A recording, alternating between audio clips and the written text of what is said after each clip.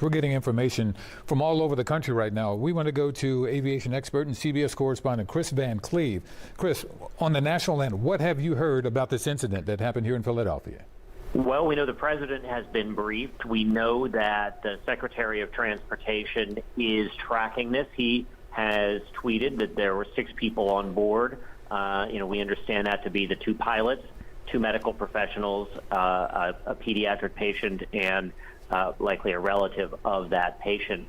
We know the NTSB is almost assuredly going to investigate this accident. They investigate any fatal aviation accident, so we expect they will be sending investigators to the scene.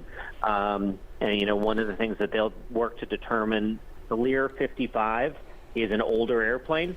It may or may not be equipped with the black boxes that we think of when we think of an aviation crash. Many Lear jets do have some data recorder. They'll look to try to determine if they can locate that. Obviously, something went horrifically wrong shortly after this plane took off. Kris, if there is no black box, that will, I would assume, hamper this investigation a great deal. Your thoughts? Well, certainly the more data an investigator can have, the better. But they have been able to investigate accidents in aircraft that don't have data recorders or don't have voice recorders. There will be evidence amongst the wreckage that will be able to help guide them in what may have happened. At the very least, what they'll be able to start doing is understanding what did not go wrong. Mm-hmm. It's clear the jet had power, so they'll be able to look at what's left of the engines and likely determine whether they were operating at the point of impact.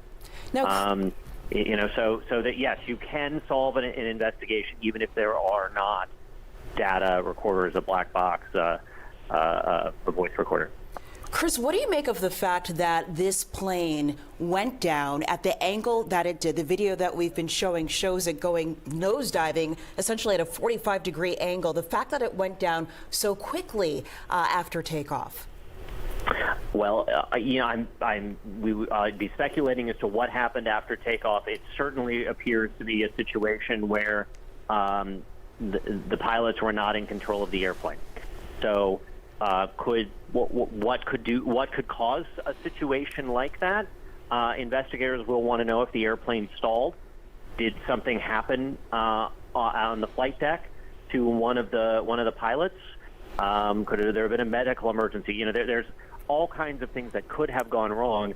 It appears clear for the plane to come out of the sky like a missile like that, mm-hmm. That something led to a loss of control, a loss of normal flight. So your professional opinion, this could be a very, very long investigation.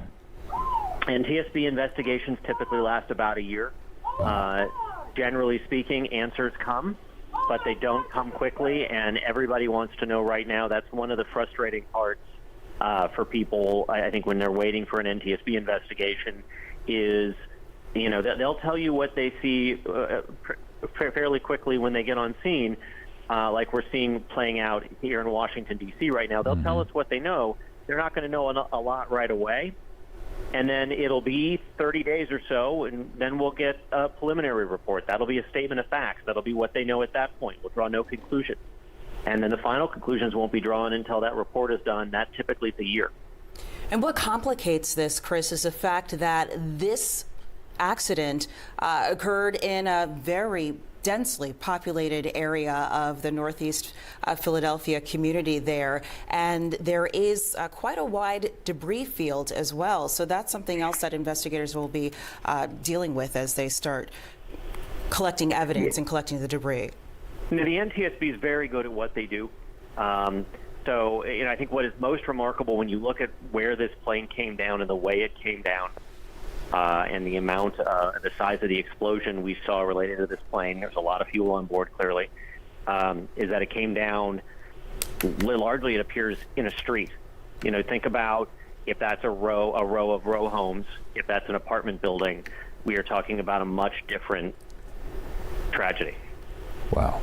Unbelievable. Kris, stand by real quick, because I just want to review with our viewers that 6 people, as you mentioned, were on the plane. 6 people, 2 pilots, a child patient, and a family member. And we've just confirmed that juvenile patient finished treatment in Philadelphia and was going to be transported back to Mexico. I just wanted to pass that on.